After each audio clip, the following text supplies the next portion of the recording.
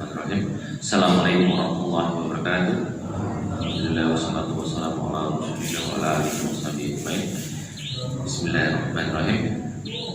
Bapak Ibu sekalian, jadi yang mau saya sampaikan saat ini atau pagi ini atau subuh ini berhubungan dengan makanan.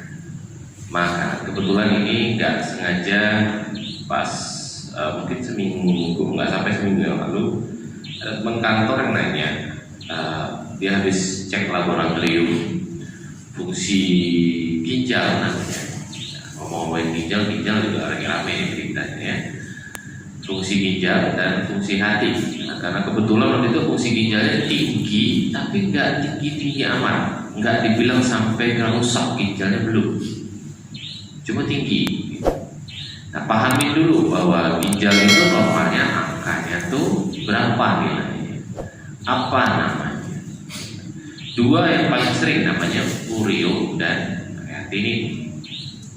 Nah, urea itu normalnya itu kisaran antara 20-25, ada beberapa laboratorium masih pakai 30. Ya, kalau udah naik ke 60, itu lanjut 2 kali lipat, 100, 200, ini pasti udah ada sesuatu nih. Nah, kemudian yang biasanya juga ada tolak ukur paling besar yang namanya kreatinin. Kreatinin itu kalau patokan zaman saya kuliah itu masih 1,5, sekarang itu udah turun di 1,3. Artinya apa? Artinya lebih ketat. 1,3, 1,35. Artinya lebih ketat apa? Lebih ketat dalam memastikan ini terganggu apa enggak. Anggaplah seseorang itu misalnya, saya nggak punya gula, saya nggak punya diabetes, saya nggak punya asam urat, saya makan makanan selalu yang sehat, saya nggak punya darah tinggi, saya nggak suka minum minuman saset gitu ya, atau nggak suka minumannya kaleng sebaran ya.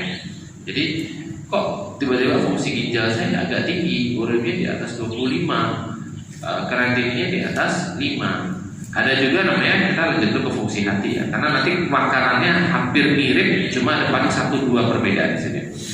Kalau fungsi hati, mungkin pernah dengar SGPT, SGOT, paling simpel biasa kalau zaman saya kuliah suka cuma OTPT.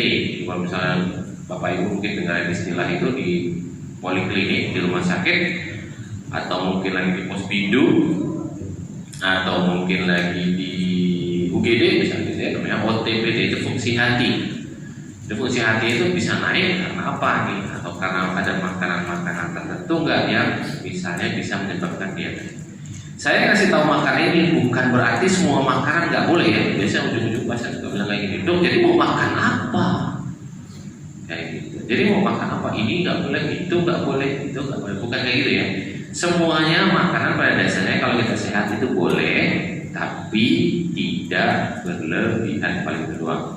Jadi jangan misalnya lagi musim jengkol lagi murah ya, terus siapa yang datang ke dia makan jengkol 2 mangkok, udah gitu nggak direndam makanya mentah. Mentah jengkol ya, betul.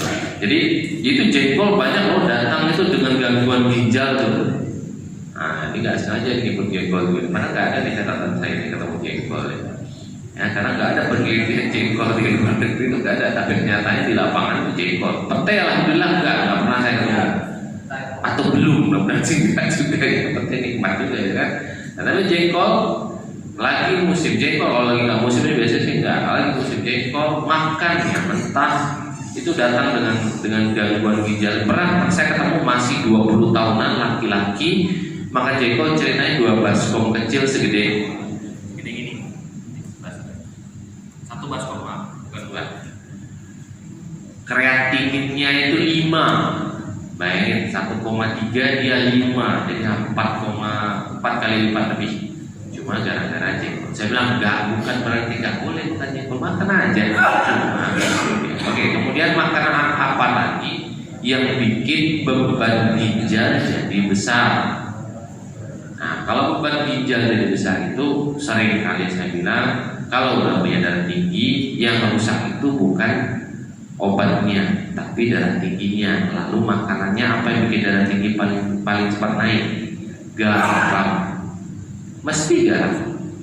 bukan minyak, bukan ya betul, bukan minyak, bukan lemak, bukan daging, itu nomor 2. Iya sih ya, tapi secara tidak langsung, tapi secara langsung mempengaruhi tekanan darah itu dan fungsi ginjal jadi lebih berat, garam. Nomor 2, protein dari jenis daging-dagingan, terutama yang hewani. Jadi kalau misalnya udah tahu ada kok fungsi ginjal saya naik gitu. Nah, itu juga bisa. Kemudian yang kalium dan fosfornya tinggi. Ini banyak di kita dan banyak yang nggak tahu. Pisang alpukat. Jadi kalau fungsi ginjal udah terganggu atau agak-agak tinggi, pernah ngecek, terakhir kan ngecek sebulan yang lalu deh fungsi ginjal segini nih. Pisang dan alpukat. Ada makanan buah-buah lain, ada misalnya kayak bit, kalau nggak salah buah bit tau yang ungu gitu, itu juga bisa. Kemudian kentang itu juga kaliumnya tinggi, tapi kita alhamdulillah kalau makan kentang enggak, kita lebih ke nasi lah, jarang kita makan. Nah ini pernah dengar istilah kencing batu ya, kencing batu. Nah kencing batu ini paling sering kalau keluar kencing batunya itu biasanya batunya warna coklat, dan alhamdulillah biasanya jenisnya warna coklat kalau salah itu masih bisa pakai obat kalau jumlah batunya belum banyak. Lalu yang bikin dia tambah berat kondisinya makanannya apa? Nah paling simpel padahal sebenarnya batu yang coklat itu disebabkan sama kalsium oksalat namanya. Jadi ada makanan yang tergantung nih yang banyak kalsiumnya atau yang banyak oksalatnya. Nah kalau yang tinggi oksalatnya itu banyak yang nggak tahu juga, itu adalah coklat. Tapi jarang lah, udah umur gitu ya jarang makan coklat, paling pun dikit gitu. Sama bayam. Jadi bayam itu selain asam urat, purin. Jadi itu ibu-ibu di puspito masih ada yang kaget. Ah iya dong, bayam dong, asam urat dong, ada bayam dong. Masih banyak yang kaget.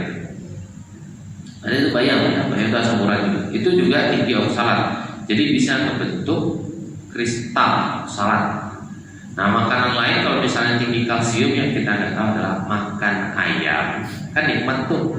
Terus kita kunyahin tulangnya. Nah itu kalsiumnya juga ada. Tapi kalau misalnya nggak ada ini juga apa-apa, nggak ada gangguan fungsi ginjal nggak apa-apa.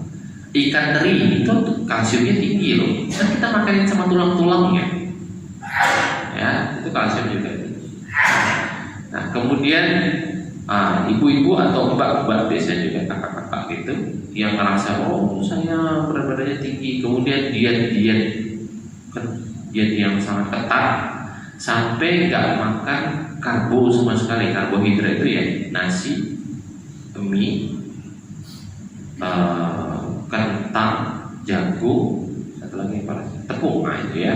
Jadi nggak mesti makan karbo sama sekali. Itu biasanya diet ala artis Korea yang makan cuma udah makan nggak pakai nasi, pakai gelas doang, isinya nggak ada protein sekali.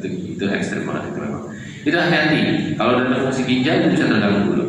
Ya satu lagi tadi purin. Ya, purin itu tadi termasuk bayam sama jeroan.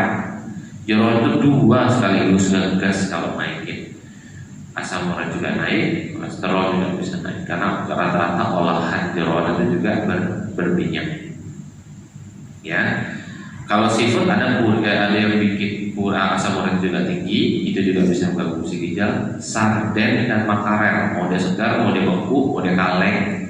Kalau udah punya asam urat, udah punya gangguan ginjal, jangan, atau ginjal fungsi ginjal agak-agak mepet-mepet tinggi, jangan. Kemudian kalau gangguan fungsi hati, OTPT-nya agak tinggi, SGPT, SGOT-nya agak tinggi. Nama itu alkali transferase sama satu lagi ada istilahnya. Alkali transferase satu lagi pokoknya SGPT, SGOT. Nah, SGPT, SGOT itu paling gampangnya gini aja. Dua-duanya 50, paling ini gitu aja. Walaupun sebenarnya nggak pas-pas 50 ya, ada 55, ada yang 45 kalau nggak salah. Nah, itu sebenarnya kalau tipe makanan yang dihindari kurang lebih sama persis.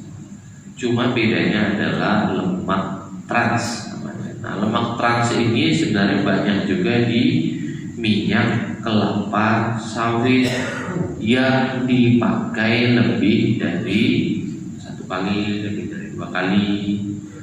Jadi diulang. Itu memang trans fatty acid atau lemak trans itu nanti numpuk di lemak, pernah dengan istilah perlemakan hati ya.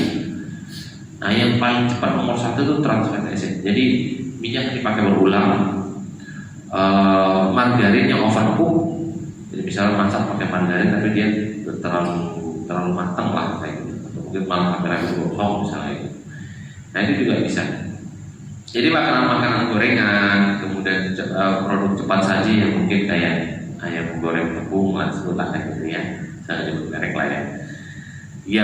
Yang dipakai minyaknya itu kan biasanya kan kualinya bentuknya bukan wajan begitu ya, nggak segi 4 ya, langsung dicemplung karena di fried gitu. Nah, itu minyaknya itu kan sepanjang hari itu, kurang dikit tinggal curah aja gitu ya. Jadi memang trans fatty acid itu ini. Jadi oke, nggak apa-apa. Kalau sekali jajan ya oke lah. Cemil-cemil oke lah. Tapi kalau sampai hari, ya, kalau bisa hindari. Ya, alkohol alhamdulillah kalau kita enggak. Kemudian, nah ini bisa ada dapur yang ngamuk istilahnya. Herbal tertentu itu ada yang menambah beban ginjal dan hati, bahkan suplemen vitamin kalau berlebihan, tapi jarang kita minum vitamin ini, vitamin A ini bisa ganggu juga fungsi hati. Misalnya minum jus wortel terus, pernah dengar orang minum jus wortel terus jadi kuning? Itu udah agak pernah ketemu saya satu kali seumur umur dari dokter baru satu kali. Tiap hari. Tanya minum alkohol enggak? Cewek misalnya ya. Minum alkohol enggak? Ini enggak, itu enggak apa? Saya bilang banyak banget. Masih agak muda waktu itu. Terus bilang, ini jus apa? Iya, jus apa? Wortel. Seberapa sering? Tiap hari gitu. Kuning tuh. Jadi bukan karena warna kok wortel kuning terus jadi kuning ya, enggak ya, warna enggak kayak gitu. Karena memang vitamin A dosis tinggi itu mengganggu fungsi hati.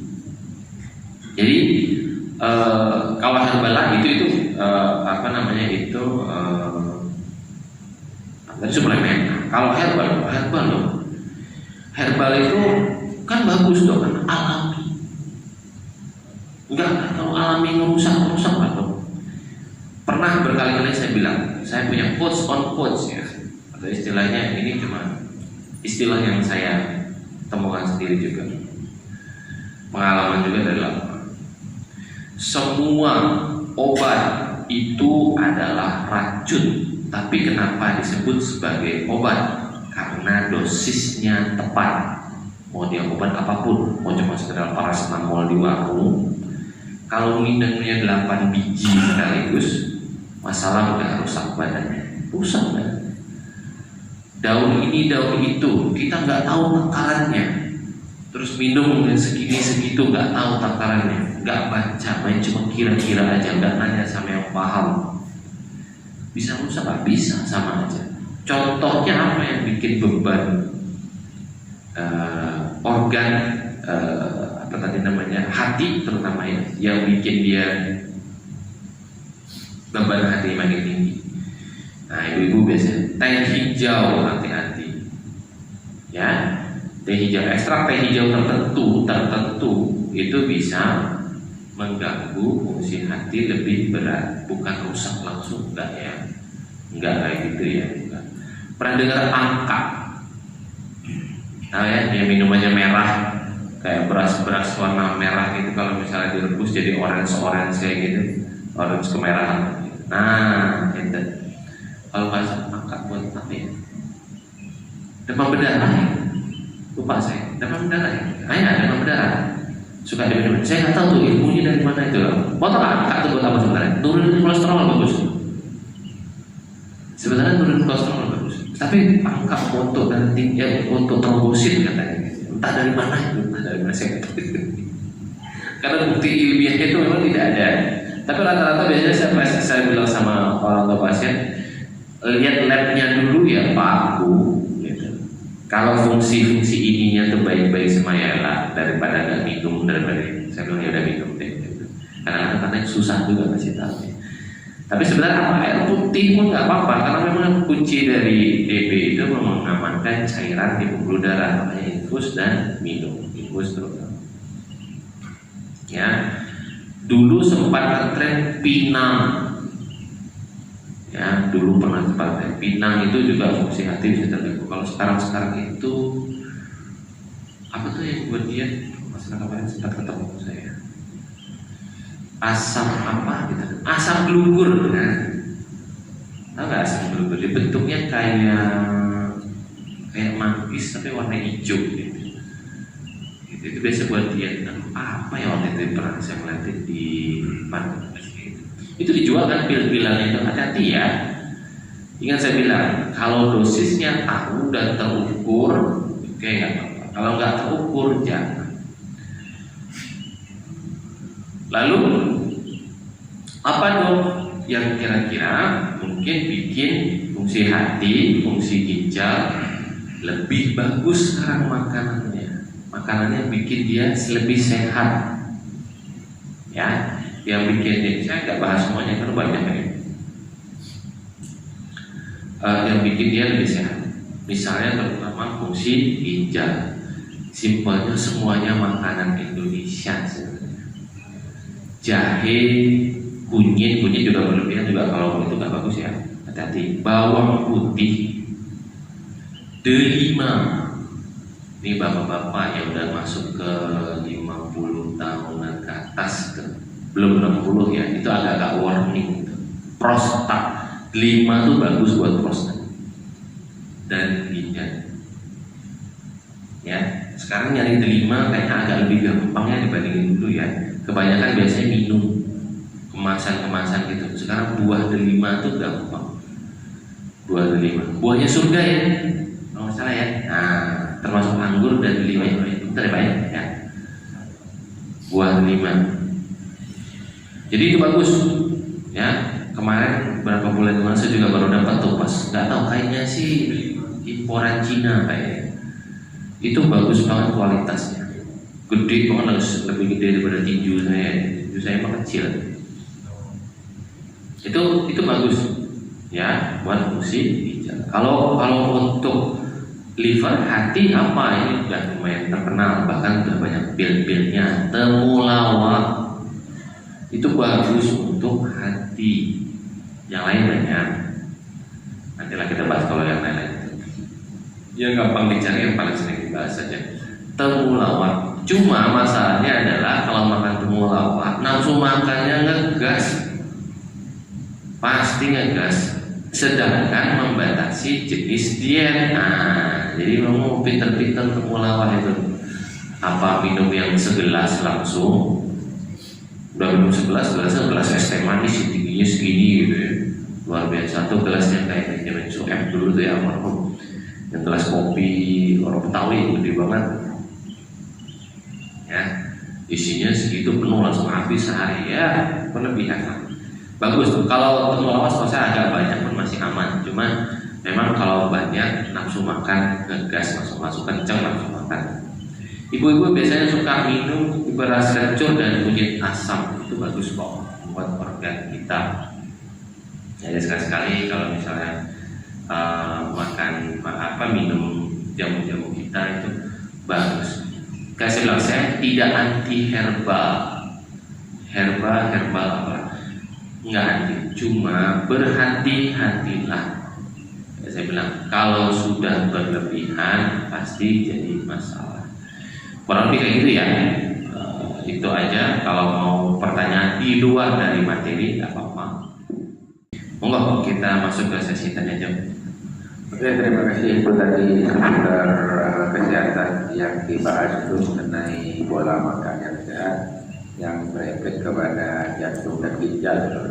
Silakan bapak-bapak dan ibu-ibu yang akan bertanya mengenai seputar makan, sifatnya umum juga boleh.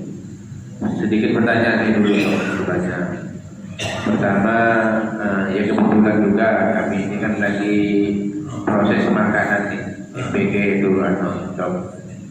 Jadi saya melihat itu Pak, bahwa proses makan untuk usia yang 2000 ke atas ini kan sifatnya kayak kadang-kadang enak tapi tak sehat. Ini kami buktikan ketika kami ada mendapat keluhan dari sekolah. Karena yang kami tahu di dalam proses pelaksanaan MPG ini kan kami itu ditemani 3 orang dari Badan Gizi Nasional. Yang pertama itu ada di dalamnya itu ahli gizi itu, Pak. Maka ini ilmu baru bagi kami yang akhirnya tahu ketika itu dilaksanakan. Ya, ahli gizi itu ditempatkan di dapur kami itu yang tujuannya untuk mengukur bahwa anak kelas 1, kelas 2, kelas 3 yang dibutuhkan proteinnya sekian, kalorinya sekian, itu akhirnya kami tahu. Tapi ketika kita distribusikan ada keluhan dari beberapa murid yang kelas 1, kelas 2, kelas 3. Keluhannya apa? Masakannya tidak enak, katanya. Terus saya tanya ke ahli gizi kita, Pak, begini, akhirnya Pak, konsep kita ini bukan makan enak katanya, tapi makanan bergizi. Akhirnya kami mulai sedikit tahu, dan ketika ada keluhan itu kita jawab itu, kita sampaikan ke anak-anaknya, termasuk ke guru-gurunya, karena kami sampaikan mau begini, menu ini kalau kita kasih sosis, hakul yakin habis sama muridnya. Tapi masalahnya kandungan gizinya atau proteinnya tidak boleh, Ibu, ada batas-batasnya. Jadi kami dari catering ini menyampaikan makanan yang bergizi, tapi bukan makanan enak. Itu konsepnya. Akhirnya mulai sedikit-sedikit guru-guru yang awalnya komen disampaikan mulai sedikit ngerti. Karena kami punya ahli gizi, Ibu. Dan alhamdulillah sampai sekarang jalan. Pertanyaan saya ini, ada sekarang makanan yang apa ya, sampai kalau di sosial media itu kadang-kadang sampai di mana? Seblak itu, dok. Seblak itu seberapa bahaya sih makan itu? Tapi itu makanannya enak gitu, Mas. Karena saya sempat beberapa kali coba seblak itu, enak makanannya. Tapi cara penyajiannya kan dari barang-barang yang diawetkan semua itu, termasuk ada sosis segala macam. Itu yang mau saya tanyakan makanan seblak itu. Karena kami biasa makan ya, walaupun yang tadi disampaikan oleh Pak Dokter, makanan itu semuanya sehat.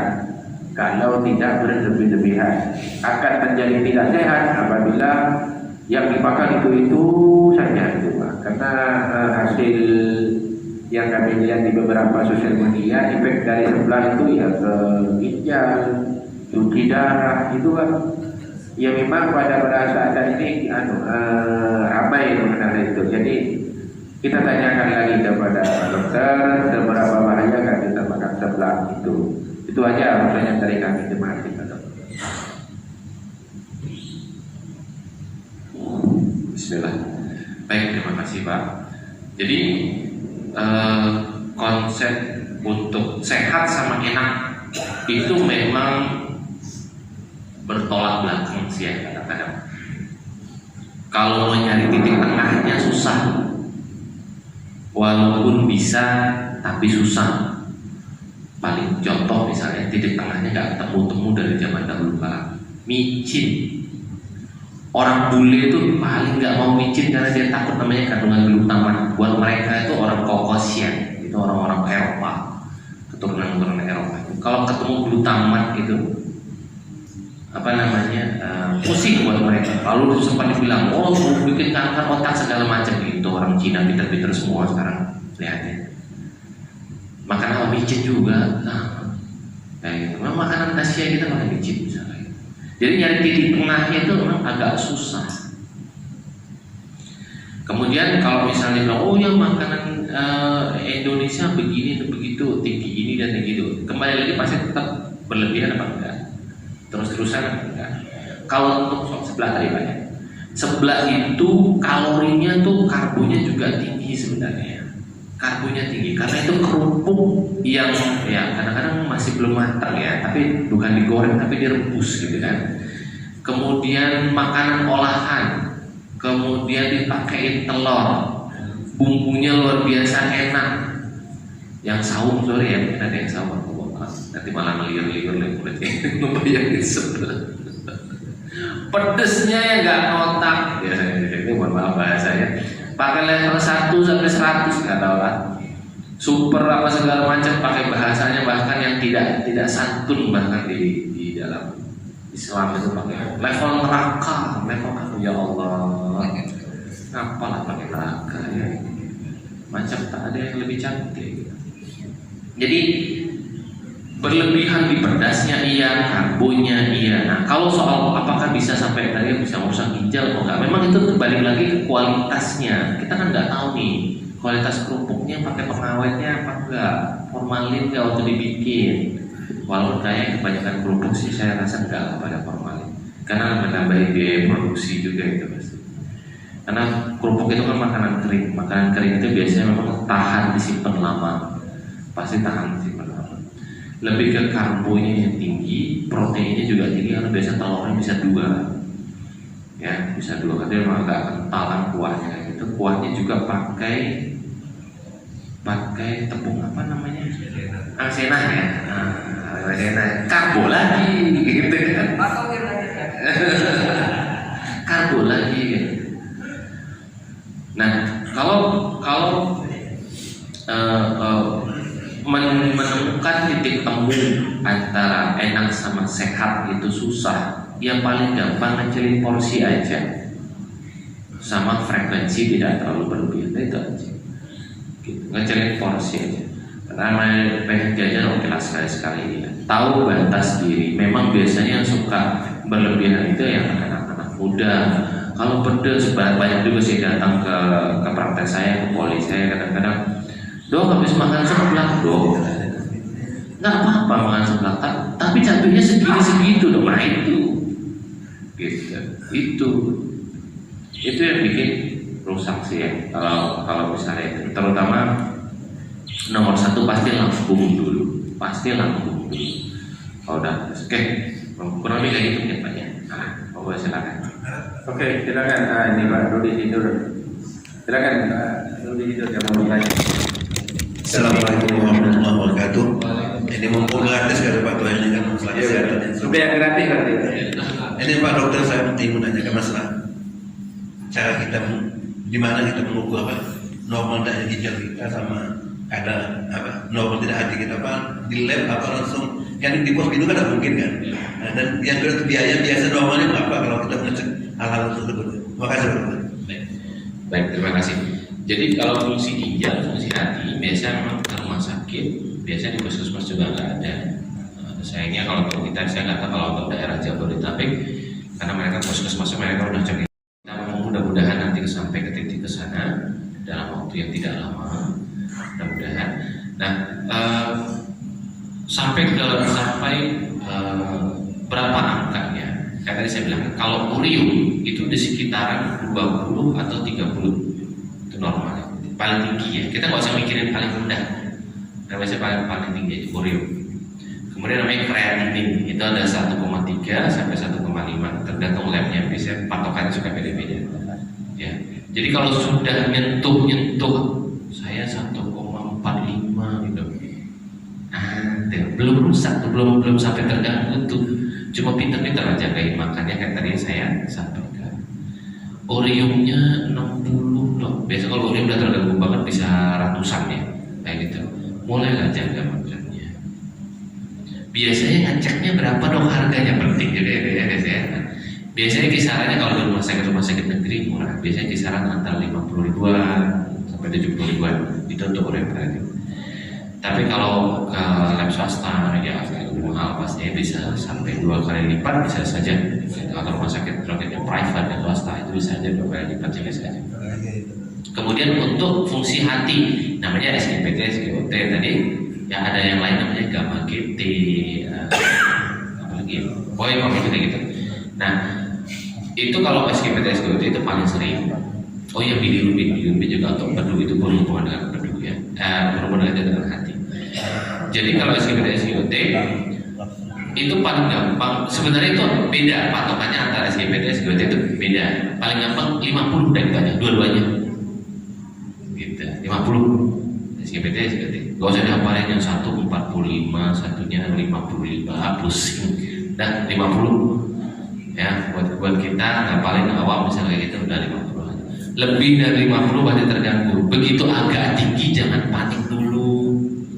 Kayak kemarin dan sebenarnya itu makanya kita memang panik ya wajar lah ya, namanya ketemu hasilnya nggak bagus gitu.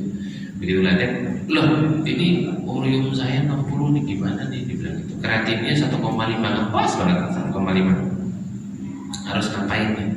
Ya, saya tahu dia nggak punya riwayat sakit ini, nggak ada punya riwayat sakit itu, nggak pernah ini, nggak punya itu gitu. Kok ternyata fungsi ginjalnya tinggi. Nah harganya biasanya berapa sama, kurang lebih biasanya sekitaran segitu. Ya, jadi memang harus ke rumah sakit atau kalau sosial. Lalu sekarang seberapa sering saya harus ngecek gitu ya?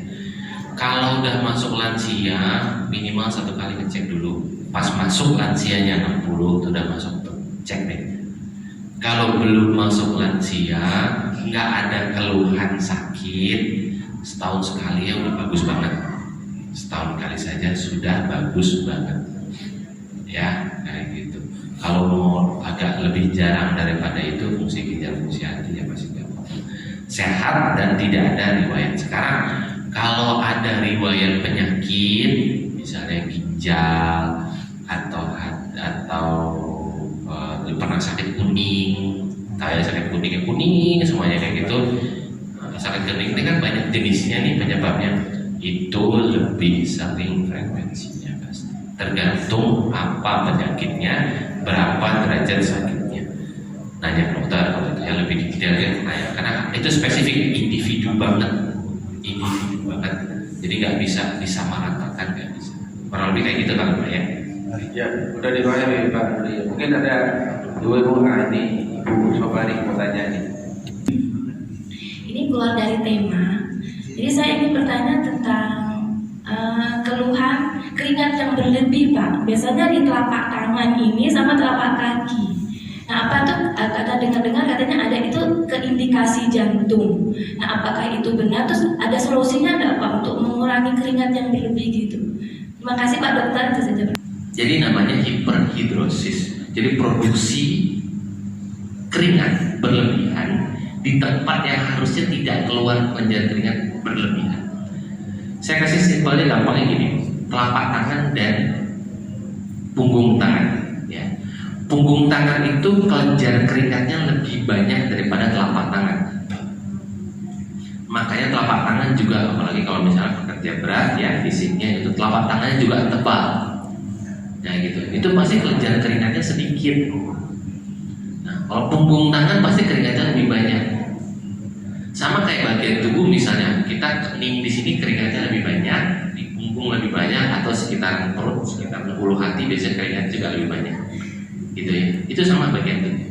Nah telapak tangan ini sebenarnya kelenjar keringatnya hampir nggak ada, cuma nggak banyak. Cuma beberapa orang punya dicetak begitu dari lahir, maaf ya genetik bahasanya saya bilang dicetak. Genetiknya memang punya produksi kelenjar keringat di telapak tangan lebih banyak. Itu aja, dan di telapak kaki. Paling sering saya ketemunya sih di anak umur SMP, karena mereka mulai ngeluh, mulai dikatain sama teman-teman yang kau ini sakit paru-paru basah, gitu ya. Paru-paru basah tahu ya? Nah, TBC kalau zaman dulu itu.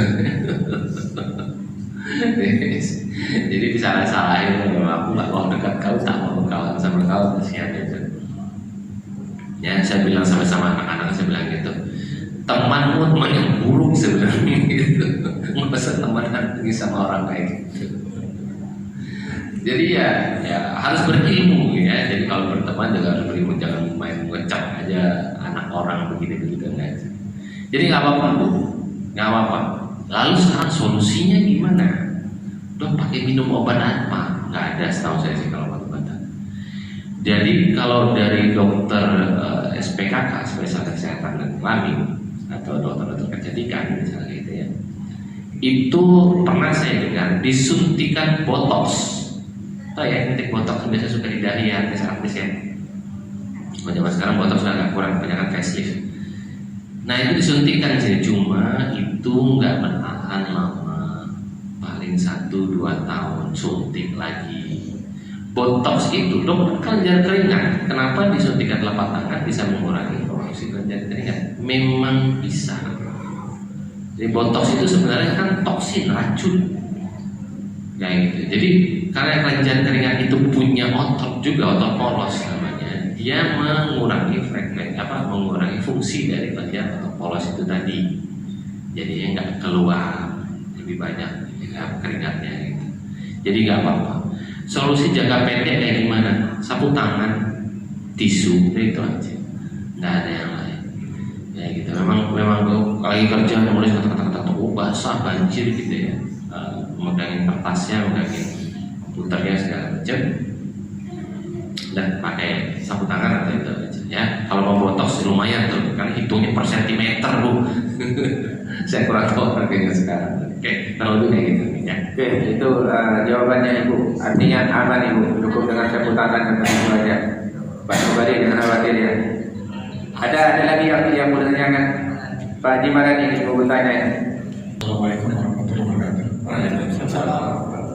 Ini dok tadi disebutkan itu untuk di antara makanan yang perlu dihindari itu kan ikan sarden ya gitu ya. Jadi apakah yang dimaksud di sini ikan sarden di kalengan atau mungkin juga ikan sarden mentah yang kita beli di pasar? Itu aja, terima kasih. Udah kaleng, udah beku, udah segar.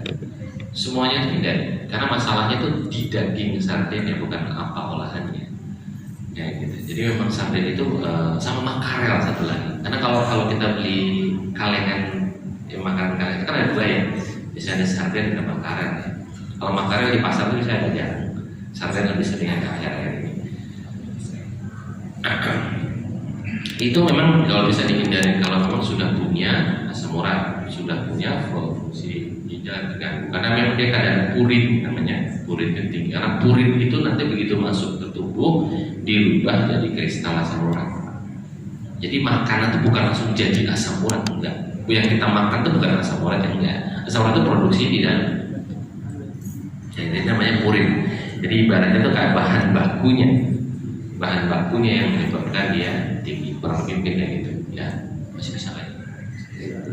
Yo, silakan. Yang mau bertanyakan lagi. Masalah minum satu dulu. Masalah minum ini, kalau di usia saya ini air putih, air kopi, air teh, bahkan air di kulkas itu, yang bernama air dingin, kan es lah gitu kan. Apakah minuman-minuman seperti itu perlu dikonsumsi sesuai dengan jumlah 2 liter? Berhubungan dengan itu, saya tidur pada malam hari itu memang di dekat jam ini. Bangun itu 2 jam sekali memang betul. Jadi 2 jam bangun kencing, 2 jam bangun kencing. Baik ya, berapa kali? Yang betul-betul 2 jam saya. Oleh karena itu pertanyaannya, apakah memang betul, memang benar, tepat minuman-minuman seperti itu dikonsumsi oleh usia lanjut ini? Itu dulu. Karena pada siang hari tentu kan ada dibantu oleh keringat, pada malam hari tak ada. Terima kasih. Ya, Terima kasih. Kalau jenis minumannya, misalnya kopi dan teh, kita ngomong kopi dan teh, kita pisahkan dulu ya. Kopi boleh nggak sih? Boleh. Hindari gula pasirnya, Pak. Itu yang jadi problem. Itu yang jadi problem. Jadi kalau gula pasir, saya tahu kebiasaan memang mungkin seluruh Indonesia ya, bisa 3 sendok sampai 4 sendok pun bisa satu gelas. Dan itu gelas muk biasa ukuran mungkin 300 ml ya, 300 ml ya. Gitu. Gula pasirnya, saya sendiri pun suka kopi, tapi membiasakan sekarang pahit. bukan kopi saset. Kalau kopi saset pun kopi hitam, bukan kopi creamer lagi juga. Kayak gitu. Saya nggak terlalu suka kalau udah pergi tempat kantor kemana kayak gitu. Kemudian saya rasa ngantuk, saya kopinya kopi hitam. Saya bilang gulanya cuma 1 sendok teh, atau 1 sendok makan saya pereskan. Dok, lambung nggak kuat, ya wes gak usah ngopi. Gak usah gas gitu ya, masa maksain diri mah. Gitu. Kalau teh gimana? Teh boleh sama gula pasir. Kalau lambung nggak kuat, tehnya dipucatkan, jangan merah sampai mau coklat, gitu ya. Itu biasa pasti. Apapun jenis tehnya, daun tehnya apa, mau dia kamomile, mau dia daun teh, mau dia rosella, mau dia apa, apapun. Sekarang lagi zaman teh pakai apel ya, gara-gara film Korea. Ya, lagi ngetren Korea lagi. Itu nggak apa-apa boleh, ya. Apel kering kayak gitu untuk teh boleh. Jadi kalau minum dingin sekarang, air putih udah pasti oke Pak ya, nggak ada jadi problem. Air dingin, mitos air dingin ini banyak. Minum air dingin nanti begini begitu gitu ya, sedih ngilu gitu ya. Sebenarnya itu nggak ada hubungannya. Tapi kalau memang sugestinya muncul rasa di badannya memang ngilu, udah usah kayak gitu. Sebenarnya nggak ada. Karena biasanya itu pas kita minum dingin, pembuluh darah itu biasa mengkerat juga, vasokonstriksi namanya. Nah, biasanya proses di sendi juga ada vasokonstriksi, bisa saja menyebabkan tumpukan dari zat-zat yang menyebabkan nyeri. Jadi kalau memang kena air dingin, minum dingin, rasanya ngilu, ya udah hindarin. Tenggorokan langsung jadi gatel, batuk, ya udah hindarin. Gitu. Tapi sebenarnya nggak apa-apa, cuma air dingin doang. Bukan air dingin manis sirup, bukan, beda ya. Kita ngomong air putih ini. Kayak gitu.